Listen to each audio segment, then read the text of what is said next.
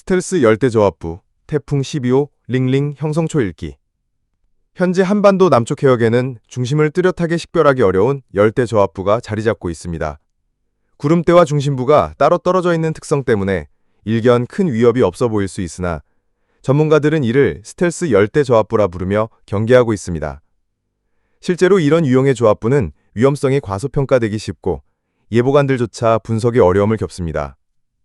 최근 관측에 따르면 아직 중심은 불분명하지만 주변 비구름들이 점차 저압부 쪽으로 모여들고 있습니다. 특히 제주도 남쪽 해역의 해수면 온도가 30도 이상으로 치솟으면서 활발한 대류 활동이 이어지고 있는데 이는 태풍 발달에 필요한 에너지를 충분히 공급하는 환경입니다. 이러한 조건이 지속될 경우 조만간 이 열대저압부가 태풍 12호 링링으로 발달할 가능성이 매우 높습니다. 문제는 태풍 초기 단계에서 나타나는 중심과 구름 분리 현상이 길어질 경우 위치와 강도를 정확히 파악하기 어렵다는 점입니다. 실제로 이번 저압부도 이미 태풍의 기준에 가까울 만큼 세력을 키우고 있으나 공식 명칭은 아직 부여되지 않았습니다. 이 때문에 기상당국과 예보관들 사이에서도 관측 해석의 차이가 발생하고 있습니다. 현재 서해안은 남서풍이 산맥을 넘으며 팬 현상을 일으키고 있어 밤에도 기온이 잘 내려가지 않으며 폭넓은 지역에서 열대야가 지속되고 있습니다. 남해 먼바다에는 풍랑주의보가 발효 중으로 높은 파고 탓에 항해와 어업 활동에 각별한 주의가 요구됩니다. 일본 규슈 남부와 중부 지역 역시 강한 비구름대의 영향을 받아 집중호우가 내리며 긴장감이 높아지고 있습니다. 한편 많은 사람들이 기대했던 처서 매직, 즉 처서가 지나면 더위가 급격히 꺾이는 현상은 올해는 기대하기 어려운 전망입니다. 서쪽에서 뻗어나오는 고래꼬리 모양의 강한 고기압이 여전히 한반도를 덮고 있기 때문입니다. 그러나 계절의 흐름은 거스를 수 없기에 9월로 접어들면 차츰 북서쪽에서 찬 공기가 유입되며 늦더위도 점차 꺾일 것으로 보입니다.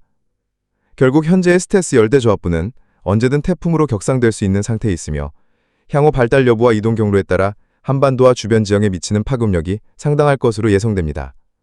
따라서 앞으로의 기상관측과 예보에 대한 철저한 주의와 대비가 절실합니다. 서쪽 경로. 태풍이 중국 동부 연안으로 향할 경우 한반도는 직접적인 영향은 제한적일 전망입니다. 그러나 남해안과 제주도는 비구름대와 강풍의 간접 영향을 피하기 어렵습니다. 동쪽 경로. 일본 규슈 방향으로 빠져나간다면 한반도는 다시 북태평양 고기압의 영향권에 들어섭니다. 이 경우 늦더위와 열대야가 지속되며 폭염 장기화로 생활 불편이 심화될 수 있습니다. 북상 경로. 가장 우려되는 시나리오는 태풍이 한반도에 근접해 북상하는 경우입니다. 우리나라가 태풍의 위험 반원, 즉 우측 반원에 포함될 수 있어 강풍, 호우, 해일 피해가 동시에 발생할 가능성이 높습니다. 지역별 예상 영향. 제주도 남부, 태풍 접근 전부터 높은 해수원과 강한 대류 구름대의 영향으로 국지적 집중호우가 발생할 가능성. 남해안 및 서해안, 풍랑과 너울성 파도가 높아져 항해 및 어업활동 제약 예상.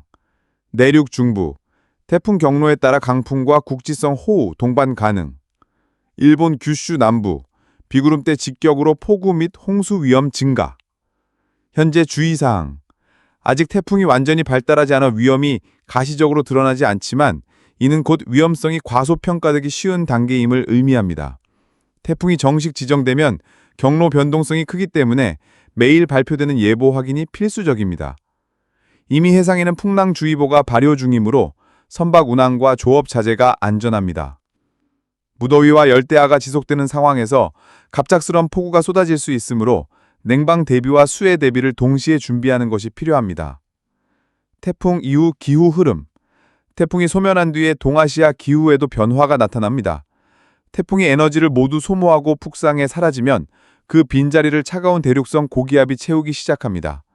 만주와 시베리아에서 내려오는 공기가 점차 세력을 넓히며 초가을의 서늘한 바람이 한반도로 불어올 전망입니다. 열돔 고기압의 후퇴. 8월 중하순까지 한반도를 뜨겁게 달궜던 북태평양 고기압은 태풍 통과 이후 서쪽으로 밀려나며 점차 힘을 잃을 전망입니다. 이로 인해 낮에는 여전히 덥지만 아침과 저녁에는 기온이 빠르게 내려가 큰 일교차가 나타나게 됩니다. 가을 장마 가능성. 태풍이 남긴 풍부한 수증기와 북쪽에서 내려오는 찬 공기가 충돌하면서 9월 초반에는 가을 장마성 폭우가 발생할 수 있습니다. 특히 남부지방에서는 짧은 시간 동안 강한 비가 집중될 가능성이 있어 대비가 필요합니다. 계절 전환과 처서 매직. 예로부터 처서는 여름과 가을이 갈리는 분기점으로 여겨졌지만 올해는 이른바 처서 매직, 더위가 갑자기 꺾이는 현상이 뚜렷하지 않을 전망입니다. 이는 여전히 높은 해수면 온도, 지구온난화로 인한 북태평양 고기압의 장기 지속 때문입니다. 따라서 9월 초까지 늦더위가 이어지겠지만 결국 계절의 흐름대로 서늘한 바람이 불며 가을이 찾아올 것으로 예상됩니다. 기후 전망 타임라인. 9월 상순, 태풍 잔여 효과 플러스 국지성 호우 가능성. 9월 중순, 낮 기온 28도 안팎, 아침 저녁 선선, 가을 본격화. 10월 초, 맑고 건조, 일교차 15도 이상 큰 전형적인 가을 날씨. 올해 겨울, 엘니뇨 잔여 영향으로 변동성 큰 기온 분포, 한파와 온화한 기관이 교차할 가능성. 오늘 오후부터 내일 지역별 상세 예보. 수도권, 서울, 인천, 경기. 구름 많고 오후까지 국지적 소나기 가능. 경기 동부, 북부는 짧은 시간 강한 비 주의. 아침 24도 내외, 낮 31도 안팎. 강원 영서 영동. 영서는 산발적 비, 돌풍벼락 동반 가능. 영동은 동풍 영향으로 흐리고 습함. 내륙 30도, 해안 27도. 충청권, 대전, 세종, 충북, 충남. 대체로 흐리고 오후 소나기. 충북 북부는 국지성 호우 대비. 낮 29도에서 31도, 체감더위 심함. 호남권, 광주, 전북, 전남. 흐리고 간헐적 비. 전남 남해안은 강한 바람 주의. 전북 30도, 전남 28도 내외. 영남권, 부산, 대구, 경북, 경남. 영남 내륙은 구름이 많고 오후에 소나기가 내릴 수 있습니다. 대구, 경북 내륙, 낮 기온 32도 안팎, 늦더위 지속. 부산, 울산 등 동해안, 바닷바람 영향으로 28도 내외, 다소 선선. 제주도, 남쪽 해상에서 다가오는 비구름대의 영향으로 흐리고 간헐적인 비가 내리겠습니다. 바람도 강하게 불어 항공편, 여객선 운항에 차질 가능성이 있으니 유의가 필요합니다. 낮 기온은 약 28도. 전국 날씨 공통 특징. 전국 대부분 지역에서 짧고 강한 소나기 가능성. 낮 기온 28도에서 32도. 여전히 다소 더운 늦여름 날씨. 높은 습도로 불쾌지수 상승.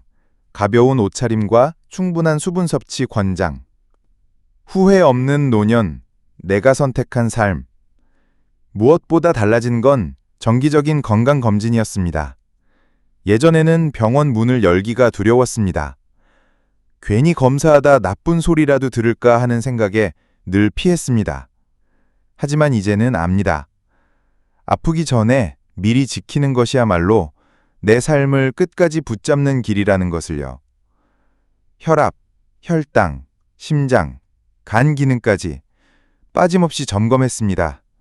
그리고 분명히 깨달았습니다. 돈이 많아도 건강을 잃으면 모든 것이 무너진다는 것. 내가 건강해야만 원하는 삶을 끝까지 살아갈 수 있다는 것. 그래서 나는 결심했습니다.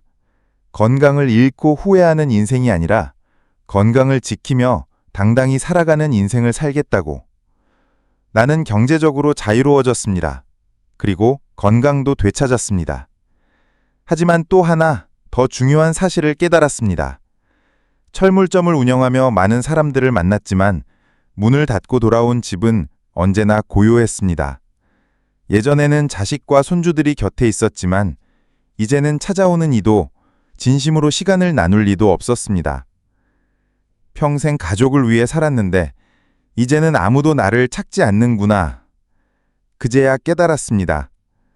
사람은 누구도 혼자 살 수 없다는 것. 특히 70세 이후엔 더더욱 그렇다는 것. 그래서 나는 새로운 인연을 만들기로 했습니다. 철물점 단골 손님, 오래 연락 못했던 동창, 나를 아껴주던 직장 동료들, 내 곁에 있던 소중한 사람들을 떠올렸습니다. 그리고 내가 먼저 손을 내밀었습니다. 오랜만이다. 한번 보자. 잘 지내시죠? 얼굴 뵙고 싶습니다. 놀랍게도 반갑게 맞아주는 사람들이 이미 가까이에 있었습니다. 그동안 나를 찾는 이가 없다고 생각했지만 사실은 내가 먼저 마음을 열지 않았던 것뿐이었습니다. 이제는 누가 나를 챙겨줄까라는 생각 대신 내가 누군가에게 좋은 어른이 되어주자는 마음으로 살아갑니다. 돈도 있고 건강도 챙겼습니다. 이제는 내 인생에서 진짜 하고 싶은 일을 찾아야 할 때입니다. 어릴 적 좋아하던 그림, 젊은 시절 치던 기타, 그동안 잊고 있던 즐거움들이 하나둘 떠올랐습니다. 그래서 동네 문화센터 수채화 교실에 등록했습니다. 처음엔 이 나이에 무슨 그림이야 싶었지만 붓을 들어 색을 입히는 순간 내 마음이 살아났습니다. 70살의 그림을 배워서 뭐 하나 싶은 생각도 들었지만 종이에 물감이 번져가는 순간 내 안에서 잊혀졌던 기쁨이 되살아났습니다. 나는 이제 알았습니다.